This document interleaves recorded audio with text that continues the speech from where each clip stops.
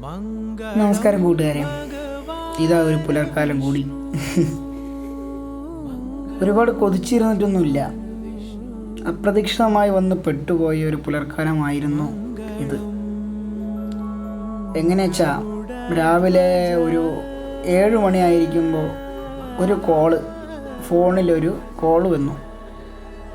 ഞാൻ ഞെട്ടി എണീറ്റ് നോക്കുമ്പോൾ അത് വിളിച്ചത് വേറെ ആരുമല്ല, പിതാശ്രീ ആയിരുന്നു. അതായത് അച്ഛൻ വിളിച്ച് ഇപ്പം തന്നെ പാടത്തേക്ക് വരണം, ചെറിയൊരു ആവശ്യമുണ്ട് എന്ന രീതിക്ക് പറഞ്ഞു. അപ്പോൾ ഞാനും അനുസരിക്കാനുള്ള കാരണം എന്താ വെച്ച് കഴിഞ്ഞാൽ വേറൊന്നുമല്ല, പേടി തന്നെയാണ്. അപ്പോൾ വേഗം അനുസരിച്ചു, നേരെ റെഡിയായി നേരെ പാടത്തിലേക്ക് പോയി. അവിടെ പോയപ്പോഴാണ് ശരിക്കും പുലർക്കാലത്തെ ആ പാടം ഞാൻ പൊതുവെ കണ്ടിട്ടില്ല. കാരണം എന്താ വെച്ച് കഴിഞ്ഞാൽ ആ സമയങ്ങളൊന്നും ഞാൻ പോയിട്ടില്ല. പക്ഷേ ഇന്ന് പോയപ്പോൾ ഒരു പുതുമ തോന്നി. കാണുന്നില്ലേ, അക്ഷരാംശത്തിൽ പറയുകയാണെന്ന് വെച്ചാൽ പച്ച പരവതാനിയിൽ നിന്നും സ്വർണ്ണപ്പട്ടിലേക്ക് മാറുന്ന ആ ഒരു പ്രതീതി. വയലോപ്പള്ളിയുടെ ഒരു കവിത കേട്ടിട്ടില്ലേ, പൊന്നുഷസിൻ്റെ കൊയ്ത്തിൽ നിന്നൂരി ചിന്നിയ കതിർ ചുറ്റും കിടക്കേ എന്നൊക്കെ. അതുപോലൊരു പ്രതീതി തന്നെയായിരുന്നു. ഈ കവികൾ വളരെ ശരിയാണ് എന്ന് തോന്നിപ്പോയി എനിക്ക്. രാവിലെ നമ്മളെ ഒന്ന് ഉന്മാശവാനാക്കാൻ ഇതുപോലുള്ള പാഠങ്ങൾ നല്ലതാണെന്ന് എനിക്ക് മനസ്സിലായി.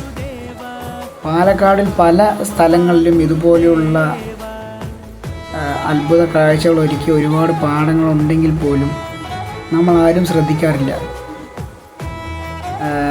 പലപ്പോഴും എനിക്ക് തോന്നാറുണ്ട് നമ്മളീ പറയുന്ന പഴഞ്ചൊല്ലുകളെല്ലാം സത്യമാണെന്ന്. മുറ്റത്തെ മുല്ലയ്ക്ക് മണമില്ല എന്നല്ല നമ്മൾ പറയല്ലോ, അതുപോലെ ഒരു പ്രതീതി.